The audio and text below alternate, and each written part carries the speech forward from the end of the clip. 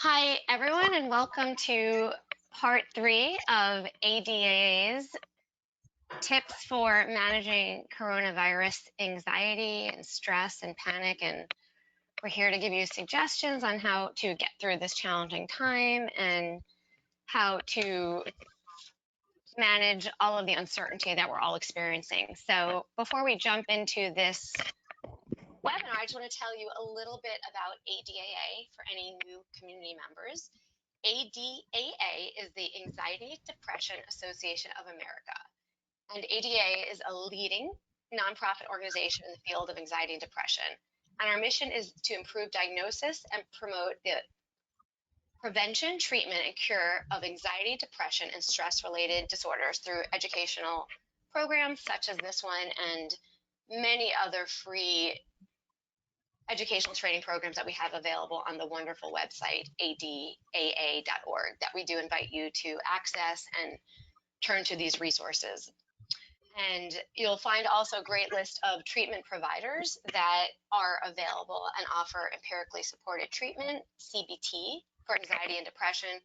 Also, these days, many of our providers are offering online web-based services. So feel free to reach out to a new provider or your current provider and talk to them about their online services. Even if it maybe wasn't reimbursed in the past, insurance is changing a lot of how they're doing things right now. So it's always good to inquire about online availability at a time like this. And now, and also please support ADA and feel free to make a charitable contribution so we can keep offering programs such as this.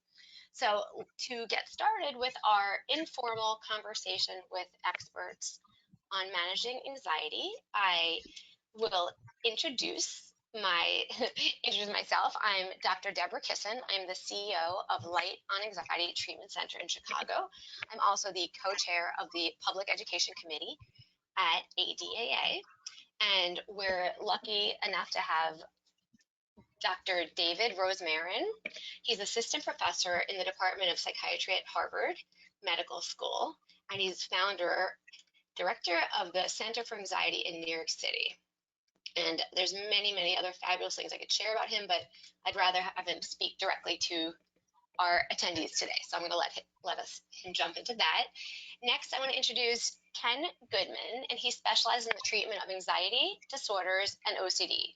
He's a member of the board of directors for the Anxiety Depression Association of America. And he's also the founding director of the Quiet Mind Solutions and has many other wonderful resources that he makes available to consumers, to the general population looking to fully live their lives. So today we're going to spend some time and talk through some tips that we have put together on managing coronavirus panic anxiety and having a casual conversation on the kind of questions that we're hearing from our clients, from our friends, from our own worry minds within, and we'll kind of see where we start and where we end off. So if either of you want to jump in with a top thought that comes to mind when you think of managing anxiety during this time. I think that there's been so much talk about trying to protect ourselves from the coronavirus, so important, and less so about managing your anxiety. So we have to do two things simultaneously: protect ourselves from the virus, but also protect ourselves from overwhelming anxiety. And anxiety is normal. It's going to push us to do things to try to take care of ourselves, which is good. But too much of it is going to be problematic. And during this time, of course, people are going to be nervous about things. But what we're going to address today are those people who are feeling overwhelming anxiety and what specifically you can do to reduce that anxiety. And David, let me ask you, building on that, when you think of there's no magic formula for you to eventually reach the overwhelming anxiety versus the normal anxiety to be experiencing when facing a pandemic, but what comes to mind for you when talking to patients about, okay, you're kind of at a point where it's unhealthy to be operating this mode of stress and anxiety? Yeah, well, I guess I'll start by saying that anxiety and panic and people's stress levels are at a high. And I've certainly never seen anything like this, in terms of treating people, just the number of calls that people are placing to get help, the degree and the severity of symptoms that people are experiencing right now seems just markedly higher than it was a week ago. So to me, the first step is to validate and to know that if people are experiencing high levels of anxiety and stress right now, that's very, very normal. And it is a scary time. There's a lot of uncertainty. And learning to grapple with this new normal of social distancing, of having kids home, for having schools closed, having all sorts of stressors that we've just never had to deal with as a society before. If people are feeling revved up, it doesn't necessarily mean that something's wrong. It does mean that we have to deal with it and we have to have ways to manage that. But please don't judge yourselves. I think that's my first message. Absolutely. And to be, I don't want to be overly optimistic at this moment, but the level of resiliency that I'm seeing certainly among clients who come to my center and originally feeling I can't handle anxiety, I can't handle life, and really stepping up and across the population, across the world, it just shows the resiliency and creativity and the way we humans are able to find solutions and workarounds. So things that we never thought we could handle. If I remember watching the news 2 weeks ago, well, 3 weeks ago, watching China and thinking, if that ever happened, that level of shutdown, I just wouldn't be able to survive. And then watching Italy and thinking, I would not be able to handle that. So our minds' perspective on how we are going to manage catastrophic events and then when it happens are two very different things. And I hope all the people that are attending today can take a moment and think of something that they are doing that if someone told them a month ago they'd have to do, they wouldn't believe how they're handling it. Great point. Yeah, I think a lot of anxiety has to do with imagining worst case scenarios and having little confidence in your ability to handle those situations. Right. So, as a country, I think we're handling it pretty well, although there's always going to be a level of anxiety with this much uncertainty. I do find that the patients that I've seen, and I see about 60 different anxiety patients a month, and I would say the ones that tend to be the most anxious are the ones who are paying closest attention to the media, the ones who are going online and checking and watching TV and doing social media, and they're spending hours a day following the coronavirus. And I think that's feeding their anxiety. So the first thing I want to tell people is if you want to lower your anxiety, one of the things you're going to need to do is reduce the amount of watching of all sorts of media having pertaining to all this worst case scenario. It just feeds your imagination. Even if you just see a headline and then turn it off, just that headline can make your imagination go down a path that's going to create a lot of anxiety. And so for our viewers, that's kind of point one, if you're following along. So Ken, I don't know if he knows what a good student he is, but he is following the number one strategy of limit usage of TV, internet, and social media, and all information is not created equally. So hearing, I have a friend of a friend whose aunt's cousin had coronavirus that spread to 100 people that she loved and they all died. Like, that's not going to be that helpful, but maybe don't totally put your head in the sand and pick that balance. So saying, allow myself 10 minutes a day, half an hour to read the New York Times, pick your news sources and try to stick to that. David, do you have thoughts on this? Yeah, I guess I'll kind of move on to the next two lines and try to tie it in, which is about being mindful. And part of being mindful is being intentional and being thoughtful of how and when we expose ourselves to media, and also what our body is doing when we're exposed to the media. I live in the Northeast, so my home's in Boston and my academic work and my clinical practice is in New York. So people really want to be informed. That's the culture out here. People have to be on the know, in the know. They have to be on the ball. And what I'm encouraging people to do is to be mindful about when they are getting that information. So at least 1 hour before bedtime, no devices. I mean, you can use it to call a friend, one friend, but not WhatsApp group, not social media, certainly not on the news, at least an hour before bedtime. For me, in the culture again of the Northeast, I'm encouraging people to be thoughtful and maybe check in once a day or twice a day about the news. But beyond that, notice how your body's feeling when you're exposed to the information versus when you're reaching out to people who you love, who you're connecting with. And we need to be very thoughtful about managing our emotions in order to cope with the new reality. Right. And if you're noticing that you're becoming anxious when you're watching all this stuff on the media in whatever form it is, then limiting it is huge. And believe me, the things that are really important, you will find out. You don't have to watch how many people died today or how many more people got the coronavirus in this country or that country. That is unimportant. If you have anxiety, the most important thing is to reduce the anxiety because it's going to help the other people in your life as well as yourself. The most important things will rise to the top and you'll find out that information. So, really, my best advice is to limit your use because it's just going to feed your own active imagination. You know what? This casual unfolding of a dialogue, I'm kind of loving how we're moving through the points. So I'm going to make a suggestion the to my participants. How about like I'll take number three, and maybe we could just all Sure. address the point, and then we could build on it if there's something that is to be added, because it's kind of a nice flow that's happening. So Sure. building on what David just said in terms of, I'm sorry, Dr. Rosemarin. So you can call me David. We're friends. Okay. David just said that it's really good to check in with yourself, that noticing what does your head feel like as you're reading that social media feed.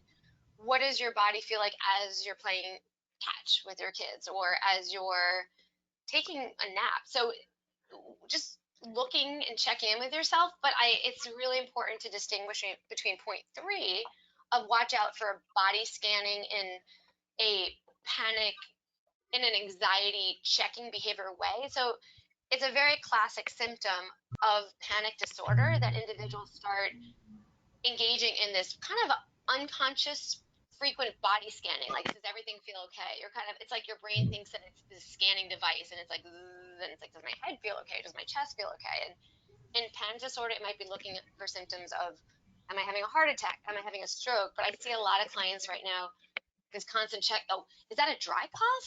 Wait, is that a dry cough because it's allergies? Wait, is that the feeling of exhaustion? So they're kind of doing this checking of, what are the top symptoms? What is my body feeling like right now? And it's of course feeding, we call it like the worry monster when working with kids, but we really all have an inner child that's terrified. So it's feeding the worry monster when we're engaging in this constant checking, because it's sending the signal, I must not be okay. I need to be on high alert over my body. And the reality is, I actually happen to know two close friends who have the coronavirus who live in different cities from me, but I've been in touch with them. And when you have it, you and they're both doing fine, thank God. But because the symptoms are very obvious. It's not, unless you're not experiencing symptoms, but it's not the kind of thing that you need to constantly scanning your body to determine if you need a ventilator or not. You're gonna know. So you guys could build on that, That's great. or go to the next point. Yeah, I've had patients talk to me about symptoms that aren't even symptoms of the coronavirus and wondering, like they have a headache and they're feeling kind of fatigue and they have like some stomach, issues and they're wondering, is that the coronavirus? And, you have to really be aware of what the symptoms of the virus is. And even if you do have a cough, that doesn't mean you have the coronavirus. You could have a cold. You could have allergies. And also be mindful of the fact that other people, when you're out and about, even though on a limited basis, you might come across someone who coughs. That doesn't mean that now you have the coronavirus because someone else coughed. So don't allow your imagination to go to worst case scenarios and engage with anxiety when something triggers you, either something externally in the environment or within your body. 100%. So, Ken, do you want to do the number 4 maybe? And Notice when health, let's see, notice when following health recommendations have been compulsions. Oh, yeah. So, in terms of number 4, we always want to be careful of following CDC guidelines and not your anxiety's guidelines. So, anxiety will tell you to excessively wash your hands all the time, but there's a problem with that. And if your hands are being washed so often, they can become red and dry and cracked. And I've had a patient with OCD who her hands became infected because she was washing so much. So, you want to be obviously careful and wash your hands, but you also have to have balance. You don't want to, if your hands are turning red and they're dry, that is not following CDC guidelines. mhm. And another thing that's not following CDC guidelines is to check your E-Trade account and start selling off your equities, because Yes. that won't protect you from being infected with the coronavirus. What it will do and is doing is having a massive impact on the economy, which ultimately is making it harder to be able to fund research to help us with the coronavirus and other viruses. So now is not the time to be making, I'm not a financial advisor, but certainly from a mental health standpoint, it is not the time to be compulsively looking at your equity portfolio. Put it away, focus on your family, focus on what you can control, and hope for the best that things are going to just turn around. Yeah, that goes for all types of checking. So we already talked about checking your body, checking, everything around you, checking equities. You can't reduce your anxious thoughts if you're going to be behaving in an anxious way. You have to stop those anxious behaviors first. Okay, David, do you want to take the next For point or two? 5, yeah, 5 is basically a dialectical behavior therapy principle, which is called check the facts. Check the facts. You have to be, what's tricky in the situation is that the facts keep changing, but nevertheless, we're talking about hundreds of people in the United States who have died, not thousands, certainly not tens of thousands. And yes, this is a crisis to the point that we need to isolate. We need to be in our own homes at this point, and we need to be following government and health regulatory guidelines and taking precautions. But it's not, at least not yet, a cause for outright panic, and we need to be reminded of the facts. And hopefully never a cause for outright panic. Maybe a cause for like we have to continue to maybe take aggressive measures that might change our lives, hopefully for the short term. So this isn't make believe. This isn't, things are happening and it's impacting all of us, but finding our wise mind and in ways that we just have to kind of take that next step forward and do Yeah, what we I need guess to what I was sort of thinking of is like a black plague or a cholera outbreak, which in Europe during the 17th and 18th centuries would wipe out literally 50% of the population. We're Yep. not dealing with that. We're not dealing. We have medical systems that can help and sustain us. And yes, this is a problem, but it's not nuclear warfare or chemical warfare. It could be worse. Right. Right. Yeah, remember that as of today, and again, I don't know what's going to happen in the future. I don't know what's going to happen in a week or 2 months from now. But right now, about 250 people in the United States have died in a population of 300 million. That is a fraction of what our total population is. Obviously, all deaths are tragic, but we have to remember what the facts are. The vast majority of infected people have mild symptoms or asymptomatic. We still have to be careful, however, but be in the present and remember that the reason why so many people are panicking is because we're hearing it so much. You don't hear things about the flu. I mean, I think to date, the flu in the United States has killed over 10,000 people just in this flu season. Auto accidents usually between 30 and 50,000 a year, but we don't hear about that stuff, so we don't get anxious. But I guarantee if the media was focusing on car accidents, there's an average of over 100 a day, people would stop driving because they would be hearing about it all the time. So just remember, your imagination whether it's coming from the media or your own imagination, is going to create a lot of anxiety. So we have to learn to sort of turn away from it and focus on other things. And so I'll moving along to trying to preserve some sense of normalcy in this utterly abnormal experience that we are all in together, and it will take some creativity. So it, I would say, but also don't set yourself up like I'm going to do the exact amount of exercise I normally do, and my kids are going to do exact routine at school and learn just as much, but having some sense of accomplishment throughout the day, that maybe my kids will learn one assignment and I'm going to try to take 5,000 steps around the neighborhood, even though I normally go to the gym, and I'm going to, whatever your day is like, maybe trying to get a few of those things in, but also be kind to yourself. It's not going to be the same level of accomplishment, and maybe that this shutdown and slowing down, try to find a little recovery for the fast-paced life that we're all in anyway, in that you're not going to be able to accomplish all that you did, but that doesn't mean sitting there all day watching the ticker of number of cases spreading like a time bomb waiting to go off is not really in line with creating some sense of normalcy. Right. For instance, if you play basketball at the park, okay, so maybe you're not going to play with a bunch of sweaty guys or girls, but maybe you just go into the backyard and shoot by yourself. Um, if you normally go to the gym, you're going to work out at home. If you like watching sports on TV, well, there's a lot of sports documentaries.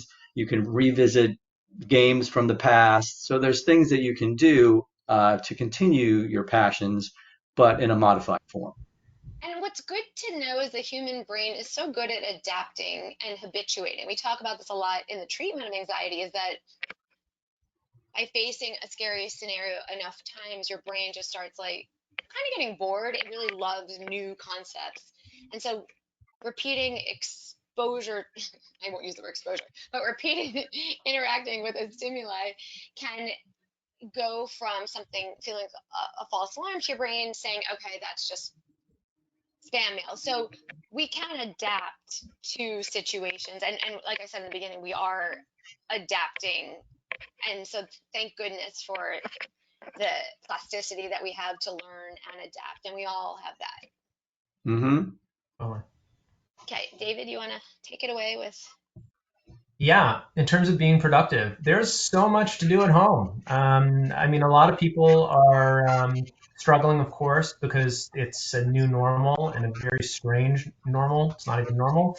But at the same time, there's so many things. It is spring, so spring cleaning. There is definitely a way to get the house or your apartment or whatever it is in order.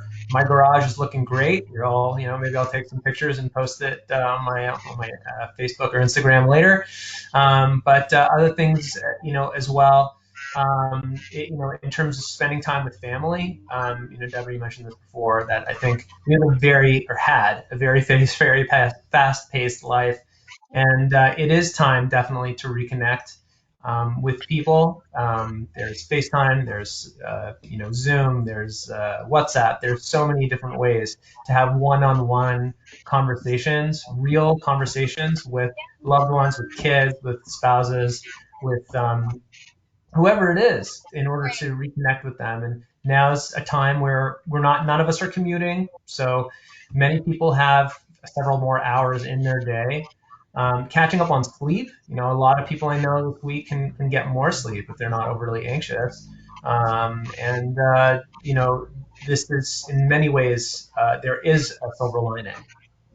And Yeah, you actually, can also. sorry, you can. Sorry, go ahead. Oh, thinking about a client that I was speaking with and being productive during this time, and the struggles of online dating of late over the last year or two, and just people just swiping and swiping and not really looking to connect. And she was happy to notice that actually there have been more meaningful connections in attempts for online dating, because I think people are really hungry for connections now. And so that, I thought that was a great example of being productive, at this time, that people are more hunkered down and looking for something that feels genuine. So I was really excited to hear that for her. I think Getting also it as an out there. opportunity, it's an opportunity to also try new things. I had a patient tell me that she used to take French and she decided, well, I'm going to start doing some online French classes. My son, who hasn't played piano in about 6 or 7 years, decided he's going to get a piano app and start reteaching himself how to play piano. Oh, There's lots of things that people can do that they don't have time to do in their normal day-to-day life. I mean, you can think about all the photos that you've taken over the years that are sitting in your computer or your phone and all the videos you've taken. Well, it might be a good opportunity to edit some of those videos, make a video, learn how to do that, or organize your photos, make a photo album. So there's lots of fun things that you can do at home when you're not working and when you have extra time. and I stuck in the next one, so I could take that one, and then you guys can Please maybe do. do the two after that. But building on what we're saying now, and I was thinking, as David was saying, I'm going to post my new garage, and I was thinking my garage is so there are cobwebs, and I would feel such garage envy seeing like, oh, he uses time to organize his garage, and people are posting like, I'm making tents with my kids, and I'm hiding from them sometimes. Not always, but sometimes, and that's just how I need to manage certain moments. And it's kind of like a different form of social comparing. Like, oh, they're taking a perfect vacation. It's like, oh, they're handling the coronavirus in a perfect way with their kids, and I'm not using this time to bond, and then the judgments that could go along with that. So that's one piece of the puzzle. Of course, how people are sharing it, we're really all just trying to get by, and everyone's having messy moments, and hopefully everyone's having a few tender, beautiful moments. But don't buy into the beautiful coronavirus management images in social media. 100%. And if I do post a nice image of my garage, then I definitely have to caption it with an hour before I was also wigging out because it's been a hard week for everyone. I don't know anybody who isn't struggling in some way. On the one hand, Deborah, put it so beautifully that people are resilient and we can really face this and come together and have moments of connection. But at the same time, I think it does take a crisis in order to activate those, and the crisis means stress. It's like lifting weights at the gym. It's gonna be hard. If it's not painful, you're not growing. So everybody, I think everyone I know certainly is having challenging moments. And for sure, if you're gonna socially compare, then do it for both the stuff you see and stuff that you probably don't. Yeah. And either one of you want to take engaging in stress reduction activity Maybe recommendations? I'll take that, and then Ken can, Yeah, bring it to a close. So, perfect. in terms of stress reduction activities, it is time to have quiet moments, and which is hard to do often with multiple people in a house for people who don't live alone. But if we can find places that we can create sanctuary moments, what I'll call them, where we're alone, being able to focus on the positive, either through a gratitude journal or through mindfulness or through yoga or through prayer or whatever it is that you do in order to quiet your mind, that's definitely worthwhile. I guess also one pivot off of that is the stress reduction activities. They're aimed at reducing the intensity of our emotional experience, but there's another aspect to it, which is accepting having a difficult emotional experience. And if you're stressed out this week, that's normal, and giving ourselves permission and to engage in those quieting strategies especially during a hard time, it's something that just is a human need. So seize the opportunity and give yourself what you need. And also Absolutely. watch for relaxation induced anxiety. Some people so badly want to bring down their stress and so badly want, okay, let me take a deep breath. Okay, and it can be very anxiety producing to desperately try to relax. So sometimes we're just at such a heightened level that getting activated, running stairs, finding some home weights, lifting boxes is just going to make you feel better. And that's okay too. So if it's not working, then that's okay to switch gears and do something different. Yeah, if you've never done meditation, yoga, or any of these things that we're suggesting, and you're trying to do it now, you probably need additional guidance and about how to do these things, because if you don't do it correctly, it may be frustrating and then it's not going to be pleasant. So, but if you already do meditation or yoga, or anyone can focus on gratitude. I mean, you just think Yeah. about every day what you're grateful for, and if you don't have the coronavirus and no one you know has passed away, that's a great day. So you focus on things like that. If you have enough food, if you have your supplies are in order, you're doing pretty well. Mm-hmm. Okay. In terms of the last one, the Anxiety and Depression Association of America, ADAA.org, which we're talking through, you can find a therapist there. Try to seek out therapists in your area. And if you can't find anyone because you're sort of remote, you can find anyone really in your state, because any therapist can provide telehealth, as long as it's within your state. So there's plenty of people out there that will be able to help you. And if you're having a really hard time, and it's hard to follow some of the guidelines that we're talking about, then definitely seek the help of a professional. Mm-hmm. And it doesn't have to be a big, some people have never had therapy in their life, and it seems like this huge endeavor. And it could be a one session booster session. It could be 2 sessions of just picture like you want to start a workout routine, and you meet with a gym trainer once or twice to show you the equipment. It doesn't mean you're weak or you should be able to handle all the equipment on your own. It just means that maybe having a guide to show you how to use the equipment is a good thing. Mm-hmm. Right. Okay. Well, thank you guys so much for uh, well, for the viewers who've come to watch this, and for Ken and David for sharing your wonderful information.